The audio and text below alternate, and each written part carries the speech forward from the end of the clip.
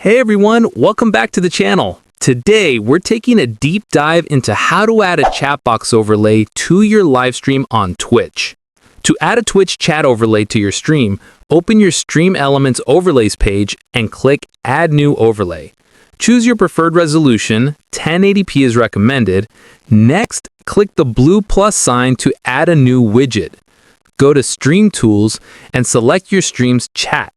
After that, you can customize the chat widget to fit your layout, resize the chat box and change the theme to custom, adjust the text settings by choosing a font that matches your stream style, then change the text color, size, and add a shadow to make it more readable. Once you're happy with how it looks, click Save at the top. Give your overlay a name for easy reference, then click the link icon to copy your overlay URL.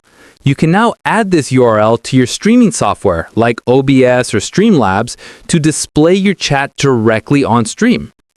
Thanks for watching. I hope this video helped you out. If it did, make sure to give it a thumbs up and share it with your friends in case they need it too. Don't forget to subscribe for more simple tutorials like this one. See you in the next video.